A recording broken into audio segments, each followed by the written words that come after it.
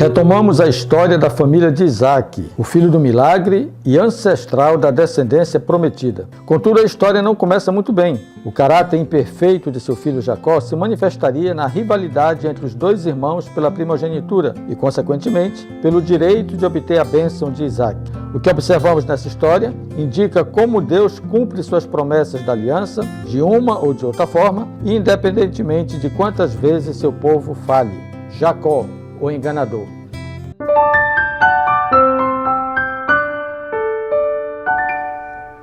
Olá, seja bem-vindo. Nós estamos nos reencontrando mais uma vez nessa semana, porque o propósito é sempre avaliarmos o nosso aprendizado, o nosso conhecimento.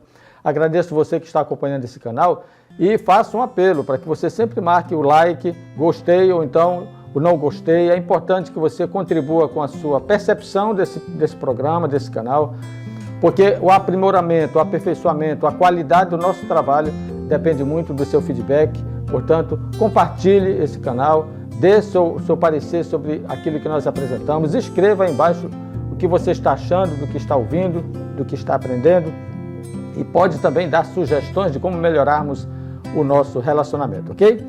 Bom, essa lição 9, ela inicia uma nova etapa, mas eu penso que ela é uma ponte entre a 6, a 7 e a 8, que nós trabalhamos daquele chamado de Abraão, para uma outra fase da lição, que será composta pelas lições 10, 11, 12 e 13. Eu vou falar disso na próxima semana. Hoje o nosso tema está ligado ao personagem Jacó. E o texto, para memorizar, ele deve ser explorado com a unidade. Comece apresentando o texto e pergunte o que esse texto está informando para você. Porque essa é a primeira percepção que o aluno dará para você sobre o conhecimento adquirido na leitura do texto. Esaú disse: não é com razão que ele se chama Jacó? Pois já 2 vezes me enganou, tirou-me o direito da primogenitura e agora tomou a bênção que era minha. Observe que eu destaquei nesse texto 2 ações: tirou-me e tomou-me. Essa fala de Jacó em relação a Esaú. E então perguntou: então, o Senhor não reservou nenhuma bênção para mim? O que esse texto informa? Interessante. Tirou-me, tomou-me e, portanto, fiquei sem a bênção. É um arrazoado que você pode trabalhar na lição. Observe que nós temos algumas boas informações para essa semana. Então, lembro que o que nós vamos fazer aqui são sugestões para a sua abordagem na lição.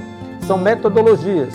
Nós não estudamos a lição aqui com vocês porque nós oferecemos outras opções no nosso canal e você pode acompanhar pessoas que também trabalham muito bem o tema da lição no sentido de estudá-la.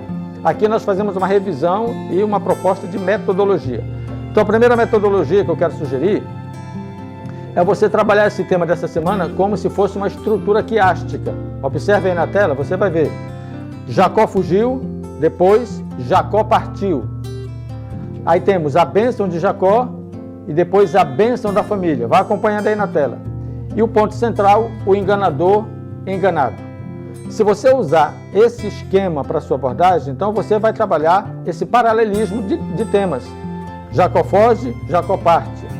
São tempos diferentes, são momentos diferentes, mas são ações similares. A bênção de Jacó e a bênção da família. E você pode terminar a lição com o ponto central, o enganador enganado. Ou seja, de alguma maneira, Jacó sofreu as consequências das suas ações. E essa talvez tenha sido a melhor maneira de Deus ensiná-lo a respeito de seus erros. Ok? A segunda abordagem que queremos propor para você é você não considerar a estrutura quiástica, mas considerar sim a sequência temática da lição, de domingo, segunda, terça, quarta e quinta-feira. Para essa proposta, seria interessante você conectar a sua abordagem com uma frase de impacto. Existe uma conexão entre o céu e a terra. A lição dessa semana nos apresenta essa dinâmica de Deus. Embora estejamos em pecado, embora o pecado tenha separado a nossa relação com Deus, de todo não se perdeu essa conexão.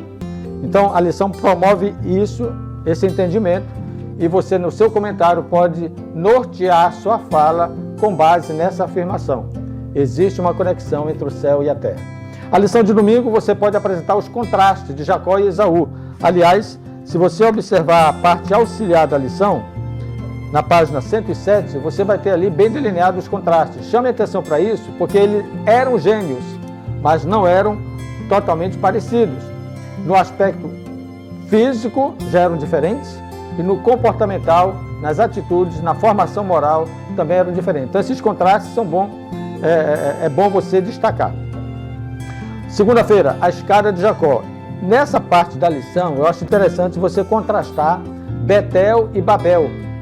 Betel, um lugar de aliança, de acordo, de compromisso. Babel, um lugar de confusão. Mas a aliança com Deus precisa ser reafirmada na nossa vida. E no caso de Jacó, ele afirmou essa aliança em Betel. Terça-feira, o enganador enganado. Olha, para terça-feira, eu sugiro que você leia a pergunta número 3. Por que Deus permitiu isso? Labão ter enganado Jacó. Entenderam? Você conhece a história, pode explorar esse tema, primeiramente pela primeira esposa, depois pela segunda, entenderam? E ele sofreu engano e por 14 anos ficou servindo a Labão.